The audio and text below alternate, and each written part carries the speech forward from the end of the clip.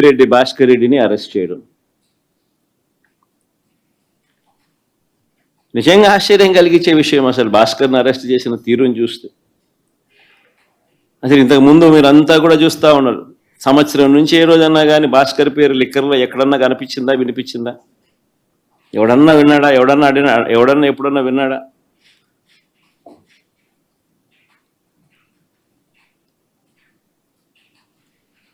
భాస్కర్ని ఇరికిచ్చేందుకోసం తప్పుడు సాక్ష్యాలను క్రియేట్ చేస్తూ ఉన్నారు.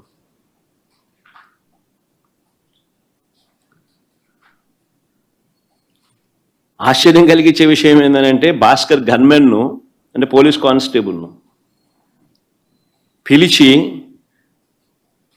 భాస్కర్కు వ్యతిరేకంగా లిక్కర్ స్కామ్ ఏదో ఉంది అని, ఆ లిక్కర్ స్కామ్లో తాను ఏదో ఇన్వాల్వ్ అయి ఉన్నాడని, ఆ లిక్కర్ స్కామ్లో తాను డబ్బులు ఏదో ఉన్నాయని కానిస్టేబుల్తో స్టేట్మెంట్ ఇప్పించుకునే ప్రయత్నం చేస్తే ఆ గన్మెన్, ఆ గన్మెన్ అంటే ఆ కానిస్టేబుల్ ఎవరైతే ఉన్నారో ఆ గన్మెన్, ఆ కానిస్టేబుల్ ఇలాంటి తప్పుడు స్టేట్మెంట్ నేను ఇయ్యలేను అన్నందుకు తనను కొట్టి చిత్రహింసలకు లోను చేస్తే ఆ దెబ్బలు తిన్న కానిస్టేబుల్, సిట్టింగ్ కానిస్టేబుల్, డ్యూటీలో ఉన్న సిట్టింగ్ కానిస్టేబుల్, దెబ్బతిన్న కానిస్టేబుల్ ఏకంగా వీడియో తీసి తనకు తగిలిన దెబ్బలన్నీ చూపిస్తూ, ఆ దెబ్బలను డిస్ప్లే చేస్తూ, జరిగిన సంఘటన తాను చెబుతూ డీజీపీకి లేఖ రాసి గవర్నర్కు, ప్రెసిడెంట్ ఆఫ్ ఇండియాకు లేఖలు పంపించినాడు.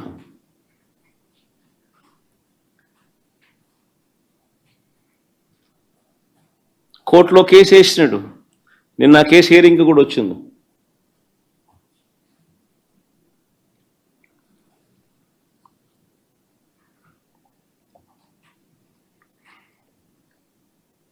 ఆశ్చర్యం కలిగించే విషయం ఇదంతా నిజంగా.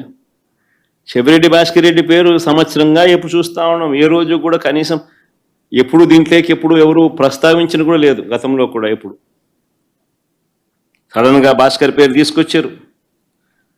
ఇప్పుడు సడన్గా భాస్కర్ను ఇరికిచ్చే దానికోసం సడన్గా ఒక కొత్త క్యారెక్టర్, ఇంకొక కానిస్టేబుల్ ఏమన్నా గిరి అని ఇంకొకరిని తీసుకొచ్చినాడు. అంటే ఒకడు విన్నాడు, ఒకడు వినలా. గిరి అని ఇంకొక కానిస్టేబుల్ తీసుకొచ్చాడు. ఆయనతో గిరి అనే వ్యక్తితో భాస్కర్ మాట్లాడినాడు. అంటే ఆబ్వియస్లీ తన దగ్గర ఉన్న గన్మెన్ ఎవడైనా కూడా మాట్లాడతాడు. ఎక్కడికి పోతున్నావు, వస్తున్నావా, ఎక్కడున్నావు, నువ్వు వస్తున్నావా, ఎప్పుడు వస్తున్నావు, ఏం చేస్తున్నావు, నేను ఇక్కడికి పోతున్నావు, నువ్వు ఎక్కడున్నావు, ఏదో మాట్లాడి ఉంటారు. మామూలు సహజంగానే జరుగుతాయి. మన మాదిరి నా మాదిరి ఇంతమంది గన్మెన్లు ఉండరు కాబట్టి, ఉండేది ఒకరికో ఇద్దరు ఒకడో ఉంటాడు కాబట్టి, వీళ్ళు ఎక్కడికైనా పోయేటప్పుడు, విఐపి పోయేటప్పుడు నువ్వు ఏడుండవు స్వామి, నువ్వు వస్తున్నావా, వస్తే ఇద్దరం కలిసిపోదామని చెప్పి మామూలుగా ఎవడైనా మాట్లాడుకుంటారు. నేను ఆశ్చర్యం చెప్పేది ఫోన్లో మాట్లాడిన ఎక్కువసార్లు ఫోన్లో మాట్లాడినారు. అంటే నీ డ్రైవర్తో కానీ నీ ఇంట్లో ఉన్న ఎవరితో ఉన్నా కానీ నువ్వు ఎక్కువసార్లు మాట్లాడితే చాలు ఆ మనిషిని పిలుచుకొని రావడం, ఆ మనిషితో ప్రలోభాలు పెట్టడం, ఆ మనిషిని లేదా భయపెట్టడం, ఆ మనిషితో తప్పుడు స్టేట్మెంట్లు నీ ఇష్టం వచ్చినట్టుగా ఇప్పించడం, ఆ ఇప్పించిన స్టేట్మెంట్ ఆధారంగా ఈయనను అరెస్ట్ చేయడం. నిజంగా ఏం జరుగుతూ ఉంది ఇది? అదే మాదిరిగా ఇప్పించే ప్రయత్నం ఇంకొక కానిస్టేబుల్ మీద కూడా చేస్తే, ఇంకొక కానిస్టేబుల్ ఇష్టపడకపోతే ఆ మనిషిని కొట్టే స్థాయిలోకి వెళ్ళిపోతే ఆ మనిషి ఏకంగా వీడియో తీసి జరిగిందంతా చెప్పి వీడియోను, లెటర్ను ఏకంగా డీజీపీకి నుంచి ప్రెసిడెంట్ ఆఫ్ ది కంట్రీకి, గవర్నర్కు లేఖ రాసి కోర్టులో కేసు వేసినాడు. అంటే ఈ మాదిరిగా ఇరికియాలనుకుంటే ఎవరు తట్టుకోగలుగుతారు? ఎవరినైనా ఇరికిచ్చేసేయచ్చు. Where is the end for it?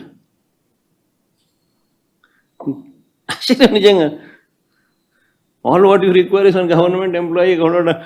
నీ గన్మెన్ ఎవడో ఒకటి పట్టుకుంటే చాలు. నెక్స్ట్ చంద్రబాబు నాయుడు దగ్గర, లోకేష్ దగ్గర పనిచేస్తాను గన్మెన్ ఒకటి దొరికితే చాలు. అది ఎట్లా గవర్నమెంట్లో ఎవడుంటే గవర్నమెంట్ కనుక అనుకూలంగా చెప్తారు. అంతే ఇంకా ఆ మనిషి ఈ మనిషి ఆ మనిషి దగ్గర పనిచేస్తానంటే ఈ మనిషి ఆ మనిషి మీద వ్యతిరేకంగా చెప్పేస్తాడు. ఆ మనిషి ఆటోమేటిక్లీ ఆ మనిషి మీద నీ ఇష్టం వచ్చిన ఆరోపణ చేసేయచ్చు, మనిషిని ఎత్తుకొని వచ్చి జైల్లో పెట్టేసేయచ్చు. ఏంది ఇది? నిజంగా భాస్కర్కి జరిగిన పరిస్థితిని కానీ, లేకపోతే ఈ లిక్కర్ కేసులో జరుగుతూ ఉన్న దర్యాప్తు ప్రక్రియ కానీ, ఇవన్నీ కూడా చూస్తే నిజంగా సామాన్యుడు ఎవడు బతకలేడు. ఎవిడెన్సెస్ అనేటివి నువ్వు క్రియేట్ చేస్తూ ఉన్నావు, మ్యానుఫ్యాక్చర్ చేస్తూ ఉన్నావు.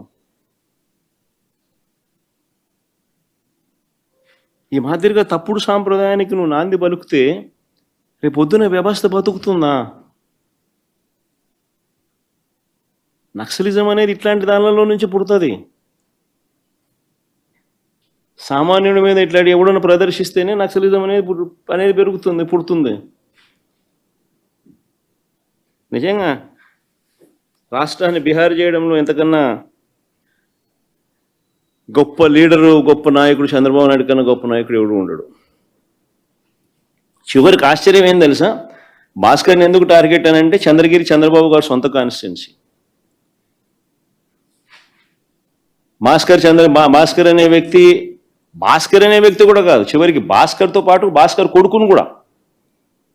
ఆ పిల్లడు మొన్ననే పాపం చదువులు అయిపోయి చేసుకొని లండన్ నుంచి మొన్న వచ్చినాడు, చిన్నపిల్లడు. ఆ పిల్లని కూడా దీంట్లోకి ఇరికిచ్చేసినారు.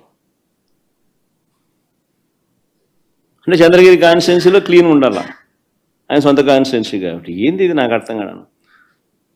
సొంత కాన్స్టిట్యున్సీలో గెలవలేని వ్యక్తి ఇక్కడ 17,000తో ఓడిపోతే, చంద్రగిరిలో ప్రజలు తంతే చంద్రబాబు నాయుడిని 17,000తో ఓడిస్తే కుప్పం పోయినాడు. ఇప్పుడు చంద్రగిరి లాంటి చోట రాజకీయాలు చేయడం కోసం భాస్కర్ కొడుకును ఇటు వాళ్ళందరినీ ఎలిమినేట్ చేయాలని చెప్పి, తప్పించేయాలని చెప్పి. ఏంది ఇది రాజకీయాలు?